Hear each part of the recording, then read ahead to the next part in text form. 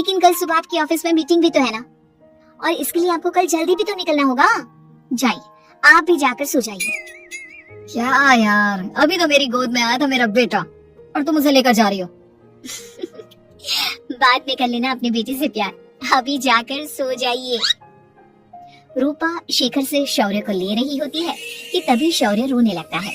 शौर्य को रोता देखकर रूपा उसे फिर से शेखर को थमा देती है। आपका बेटा ना एक नंबर का नौटंकी है, बिल्कुल आप पर गया है वो।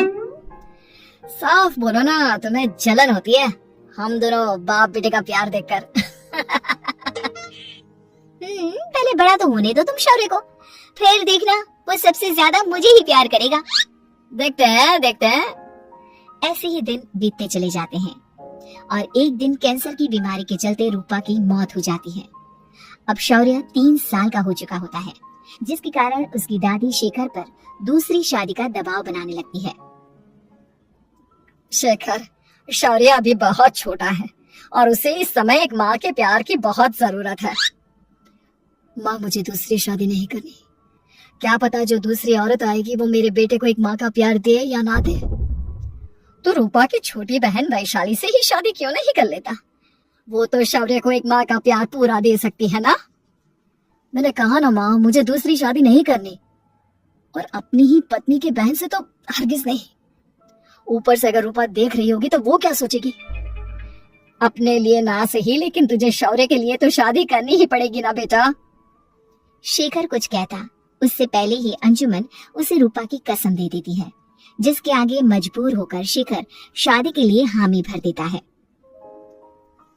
देखो वैशाली, मैंने तुमसे शादी सिर्फ अपने बच्चे के लिए की है। मैं चाहता हूँ कि तुम उसे एक माँ का भरपूर प्यार दो। शौर्य, आपके साथ साथ मेरा भी कुछ लगता है। अगर आप मुझसे शादी नहीं भी करते तब भी मेरा प्यार शौर्य के लिए कभी कम या ज्यादा नहीं होता। शादी के कुछ दिनों बाद ही शेखर की माँ की भी मौत हो जाती है। वैशाली शौर्य को एक माँ से भी बढ़कर प्यार देती है। शौर्य को लेकर वैशाली का यूं निस्वार्थ प्यार देखकर शेखर को भी उससे प्यार हो जाता है और कुछ सालों बाद शेखर और वैशाली का भी लड़का हो जाता है।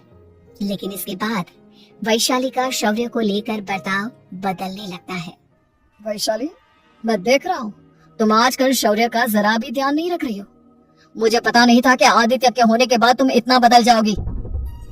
आदित्य मेरा अपना सगा खून है और शौर्य दीदी का, फिर मैं दोनों में अंतर कैसे नहीं करूं? माँ भले ही दोनों के अलग अलग है, लेकिन पिता तो एक है ना। अगर मुझे पहले पता होता कि तुम इतनी जल्दी बदल जाओगी तो मैं कभी तुमसे शादी ही नहीं करता। हाँ, तो किसने कहा था आपसे मुझसे शादी करने के लिए? मैं थोड़ी ना आई थी आपके पास, आपकी माँ ही आई थी मेरे घर आपका रिश्ता लेकर। वैशाली, मुझे तुमसे ऐसी उम्मीद नहीं थी। गुस्से में शेखर अपना पैर पटकता हुआ शौर्य को वहाँ से लेकर चला जाता है। पापा, मम्मा मुझसे प्यार क्यों नहीं करती? क्या मैं उनका सगा बेटा नहीं हूँ इसलिए मुझसे प्यार नहीं करती? मम्मा नहीं करती तो क्या हुआ बेटा, पापा तो करते हैं ना आपसे प्यार। कुछ दिनों के बाद, आज तुझे खाना पीना कुछ नहीं मिलेगा, चल चुपचाप से अपने रूम में जाकर सो जा। माँ, अब भाई को खाना क्यों नहीं दे रही हो? बेटा तू आराम से खाना खा, इस नालायक की चिंता मत कर। एक दिन खाना नहीं खाएगा तो मर नहीं जाएगा ये। अगर भैया नहीं खाएंगे तो मैं भी नहीं खाऊंगा। तू अपने भाई का भक्त क्यों बन रहा है? ये तेरा सौतेला भाई है, सगा नहीं जो तू लक्ष्मण बन रहा है। माँ, आपको इतना भी नहीं मालूम, श्री राम और लक्ष्मण सगे भाई नहीं थे। श्री राम माता कौशल्या और लक्ष्मण माता सुमित्रा की कोख से जन्मे थे। दोनों की सिर्फ पिता एक थे लेकिन माँ अलग थी। मुझे ज्यादा ज्ञान देने की जरूरत नहीं है, ये सतयुग और त्रेता युग नहीं है, समझे? आया बड़ा भाई का चमचा। इतना कहकर वैशाली वहाँ से चली जाती है, जिसके कुछ टाइम बाद शेखर वहाँ आता है और आदित्य उसे सारी बात बताता है। मुझे माफ कर दो शौर्य, तुम्हारी माँ के जाने के बाद मुझे दूसरी शादी का फैसला करना ही नहीं चाहिए था।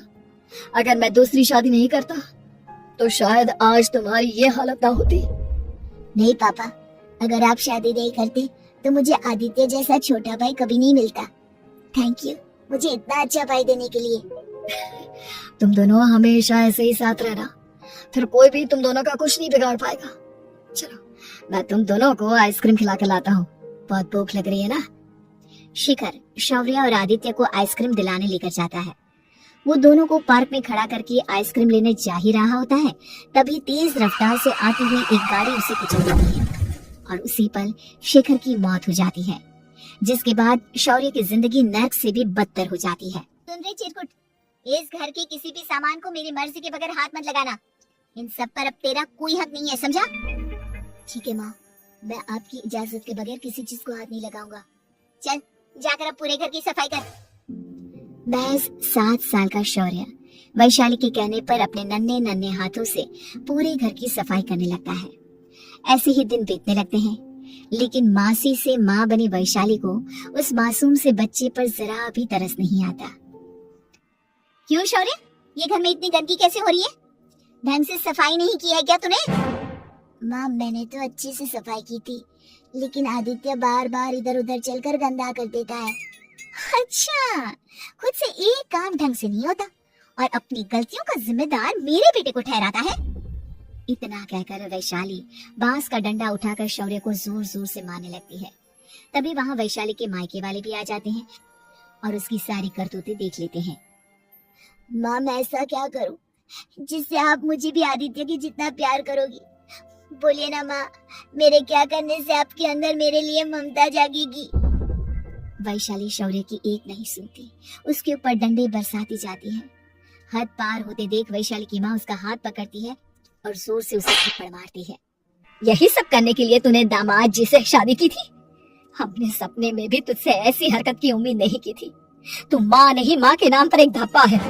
बस कीजिए माँ, आदित्य के इस दुनिया में आने से पहले मैंने इसे बहुत प्यार किया था, लेकिन अब जब मेरी खुद की औलाद है तो मैं किसी और के बच्चे से प्यार क्यों करूं?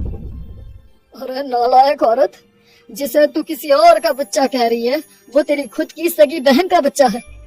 बहन है तो क्या हुआ, मेरे अपने बच्चे से बढ़कर तो नहीं हो सकता ना ये कभी। अगर यही बात थी तो तू हमें पहले बता देती, हम शौर्य को अपने साथ ले जाते। उसे इस तरह प्रताड़ित करने की क्या जरूरत थी? अगर आपको लेकर जाना है ना तो ले जाइए इसे, मैं नहीं रोकूंगी। नहीं माँ, मुझे कहीं नहीं जाना, मुझे आपके साथ ही रहना है। मैं तेरी कोई माँ बाबा नहीं हूँ, तेरी माँ मर चुकी है, समझा? अब निकल जा मेरे घर से। माँ, अब बहुत गंदी हो, मुझे भी नहीं रहना आपके साथ, मैं भी भाई के साथ ही जाऊंगा। अरे तू क्यों जाएगा? तू तो मेरा सगा बेटा है, जाने दे इसे। हम यहाँ ऐश से रहेंगे, तुम्हारे पापा बहुत सारी जमीन जायदाद छोड़ गए हैं तुम्हारे लिए। नहीं माँ, मुझे भाई के साथ जाना है। आप अच्छी नहीं हो, आप बहुत बुरी हो, आप भाई को बहुत परेशान करती हो। देख वैशाली, तुझसे ज्यादा समझ तो इस मासूम बच्चे में है। ये तेरे बुरे कर्मों का ही नतीजा है, जो आज तेरी सगी औलाद खुद से तुझे ठुकरा रही है। आदित्य, तुझे इस शौर्य ने भड़काया है ना मेरे खिलाफ? नहीं माँ, मुझे किसी ने भड़काया नहीं, पर मैं सब देखता हूँ, सब समझता हूँ। भाई बहुत अच्छा है, वो आपकी जैसा नहीं है। चलिए नानी। इतना कहकर वैशाली के मायके वाले आदित्य और शौर्य को अपने साथ ले जाते हैं और इस तरह वैशाली बड़े से घर में अकेली पड़ जाती है। 2 बेटों के होते हुए भी आज उसे माँ कहकर बुलाने वाला